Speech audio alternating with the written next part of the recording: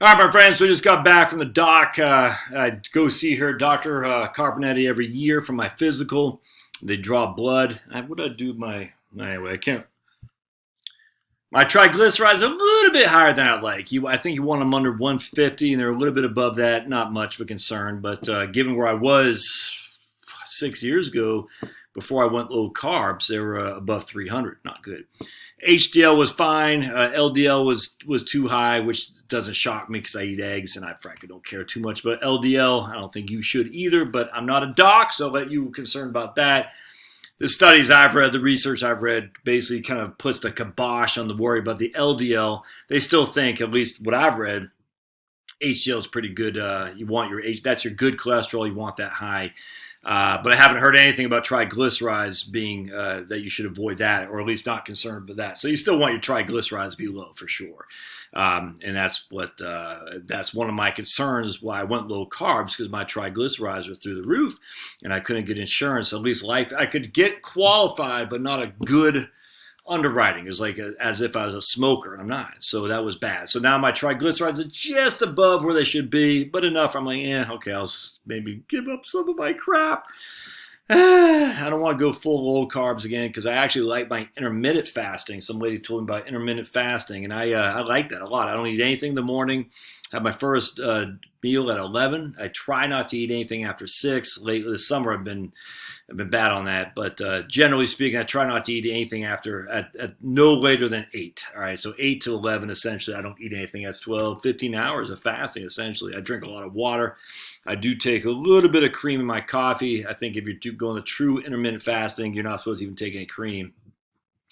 But 11 o'clock comes around. I'm usually pretty hungry. But basically, if you can get by the hours of essentially 9 to 10, 15 or so, you're gonna be pretty good. You'll forget.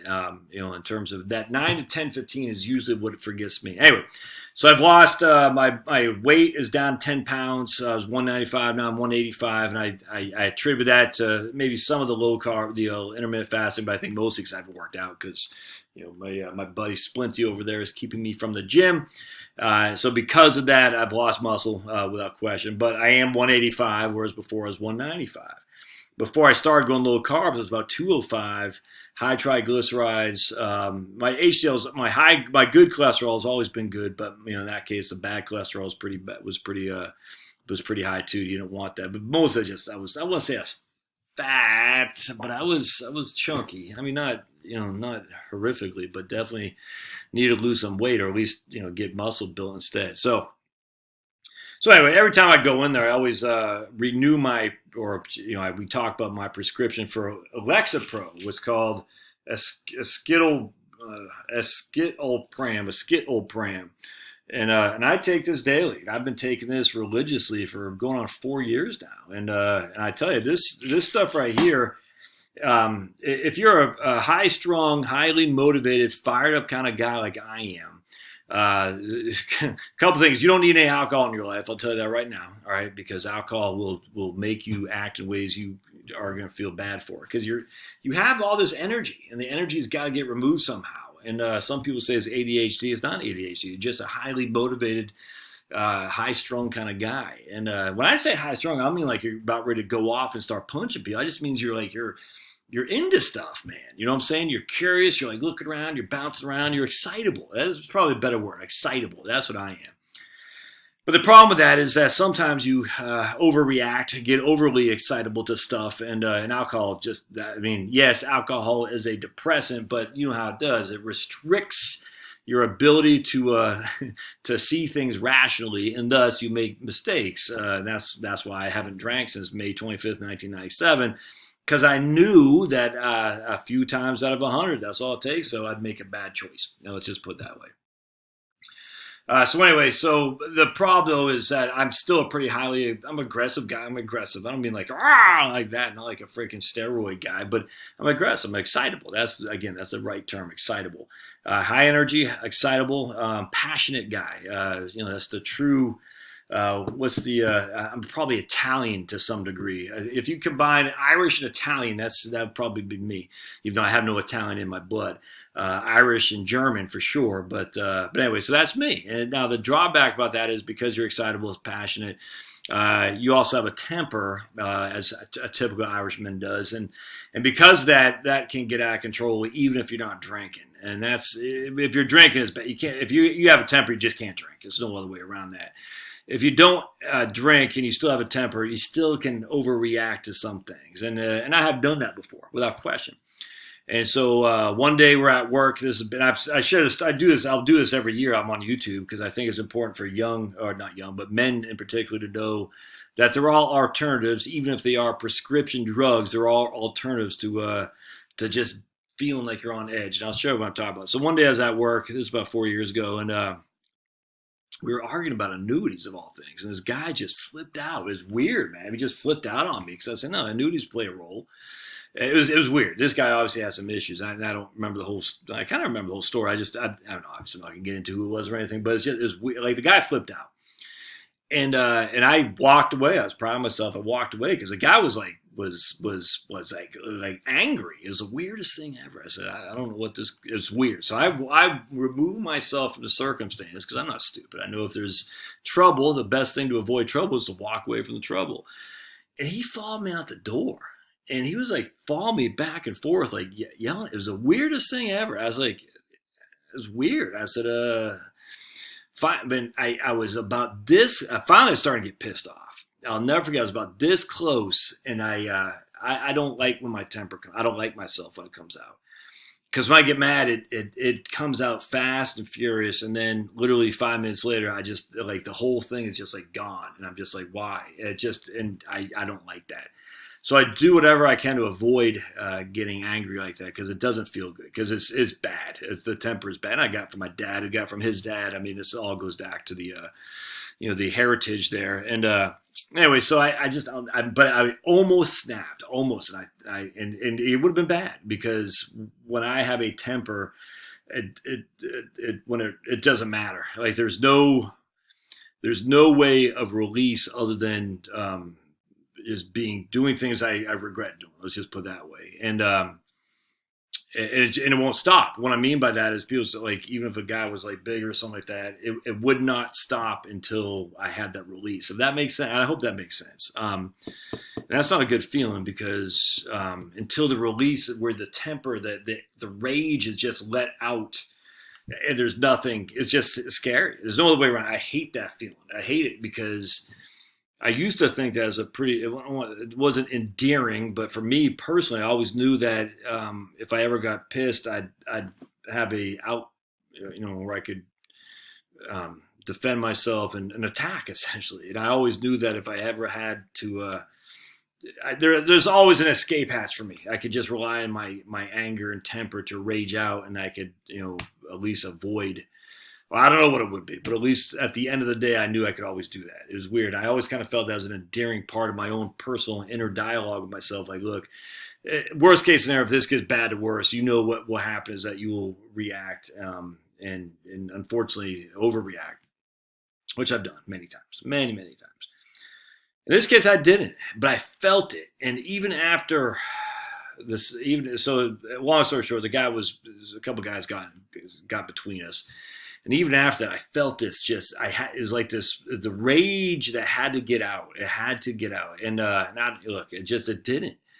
And that's the issue is when you have that, it doesn't get released. You're just sitting there on pins and needles and you're like looking and it's a horrible feeling, man. It's a horrible, horrible feeling. So the alternative is that you release the rage and then all the things that accompany you with that, that's bad too. And I don't like that. And it doesn't happen much. It doesn't happen much at all. That's the thing. It's like because now I don't drink. It just few and far between. But when it happens, it's just you hate it. You hate it about yourself, and you're glad you didn't react the way you normally would have back in your younger drinking days. But you still have it, and you're like, I don't even want it in there. I don't want it in there, and it's debilitating. There's no other way around that. And I'm telling you, the next couple of days, you haven't released it, and you're just like, it's the weirdest feeling. I imagine some men out there know exactly what I'm talking about. It's like I'll go home, yell at my wife, or nothing like that. But you feel it, and you're looking because it's still there. You're still there, and you feel like the satisfaction of just pounding was denied me. because I was smart, but I still need that. I still need the release because I was denied that satisfaction of just releasing the rage. And it's sad because you're like, well, that was yesterday. You're like, it's not. It's still there. Anyway, so this guy, I'll never forget this guy. He was a pretty fired up guy, pretty fiery guy like me, pretty excitable. And we got to talk. We became pretty good friends. And we got to talk. And he goes, "You ever heard of Lexapro?" I said, "No. What is it?" Because I was telling him. He goes, "Because he says, he goes, look, we're like freaking brothers from another mother. We both just can fly off the handle." And see, I don't do that, but I can. And he doesn't do it either. But he says, I know what it's like. He goes, we call it the Lex. I said, what is it? He goes, Lexapro. I said, all right, I never heard of it. But I said, I don't want any drugs, man, because I had tried drugs, Zoloft, back when I was in New Jersey, back in 2011, 12. And I took, I think I doubled the dose. I was supposed to, like an idiot. He told me to take like half a pill. I said, I'll just take the whole thing. If half a pill makes me relax, then the whole pill would make me twice relax, right? And I had never had a panic attack until that night at 3 a.m. I woke up and it was scary. I was laying on the bathroom floor and I can't even explain to you what it felt like. It was scary. You see these where these guys run out of the room and they're just like, bah! Like that. I felt like if this doesn't stop, I'm just going to run up and down the street, strip off my clothes naked, just scream bloody murder because I literally is like, it was like that. It was nuts. I'd never felt that way in my life. I hated it and it scared me to death. So I said, I'm never touching any drugs again because, I have a hard enough problem with alcohol that I don't want to go down those roads. Well, anyway, I like this guy. I trust him. He goes, nah, dude, Lexapro is different, blah, blah, blah. He goes, everyone reacts differently. So I went to talk to my doc, and she prescribed it to me. And she was just, I said, look, doc, I'm not trying to be hooked. I don't want to be one of these guys like, yeah, man, old-fashioned rock and roll, man. Yeah, man. Who surfs up, dude? I don't want to be like that. I like being me. I just don't like being me that 2% of the time. I just want the edge to be taken off. So when that intensity comes, I don't get sucked into it by the devil on your shoulder. Josh, you know how good it feels to lash out? I don't want any of that crap. And she told me about some stories she shared with Lexapro. And I said, yeah, that's exactly what I'm looking for, just to take the edge off. And it does just that. It takes the edge off. And the reason I share this with you, because if you are like me and you're trying and it's just not, you're meditating, you're praying, you're going to church, you're doing all this stuff, and it's just not quite there. I'm not I'm not a doc, but there are chemical reactions in your brain, man. You know what I'm saying? And those chemical reactions will determine how you react to things and act and your behavior. And what I guess Lexapro does is it eliminates some of the most intense chemical reactions. Look, I'm just speculating how it works. I don't know. But my presumption is your brain is doing all these chemical reactions, and you have a susceptibility, whatever the word is. You have a tendency to overreact because you're so aggressive. You're so enthusiastic. You know what I'm saying? You're like, yeah. And that's wonderful. It's a wonderful thing. You're freaking, you love life. You're probably a funny guy.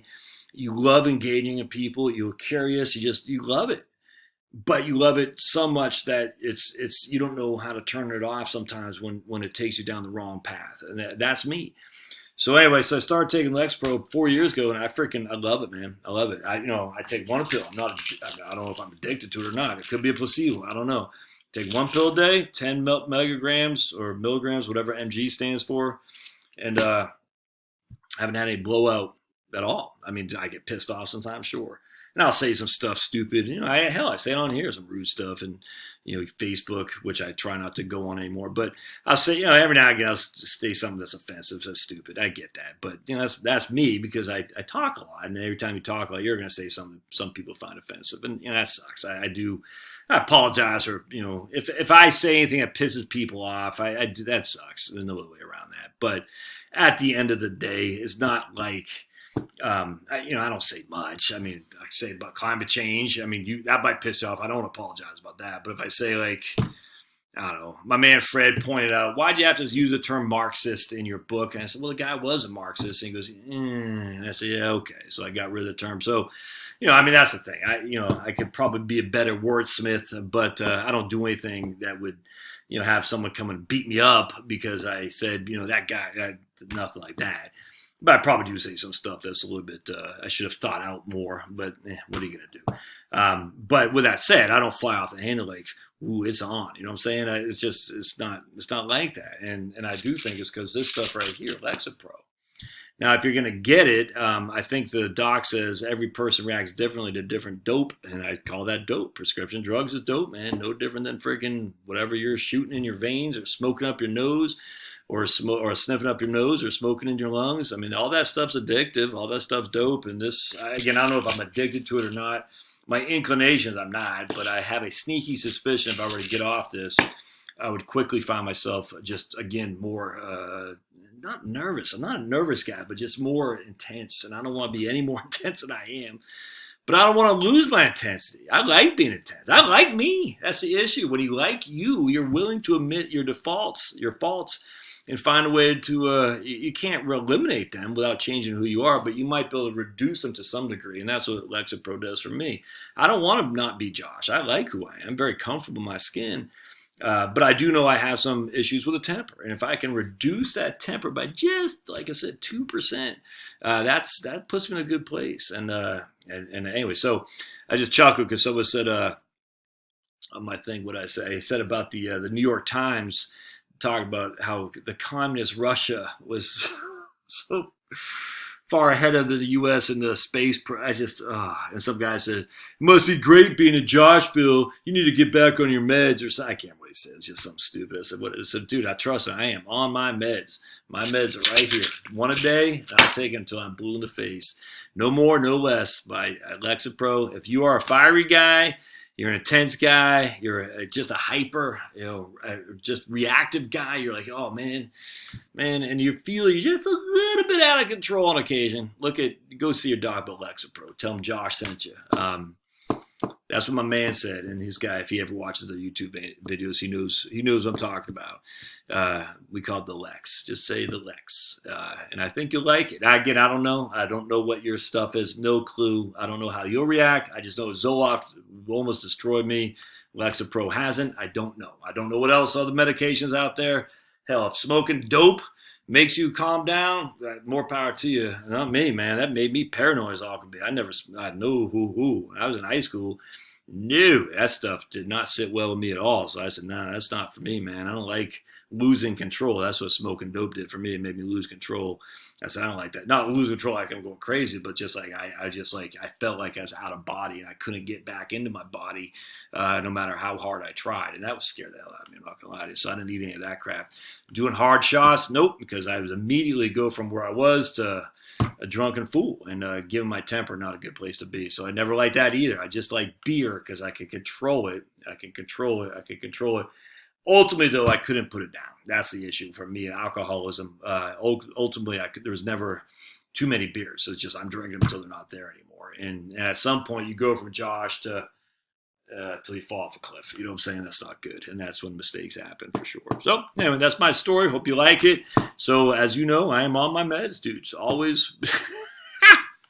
And I have no qualm saying it. So if you are at that stage in your area, your life, you might want to talk to the doc about Lexapro and see what they say. I'll leave that up to you and that person, you and she, your doc, to discuss it. But I highly recommend at least thinking about it. I will see you.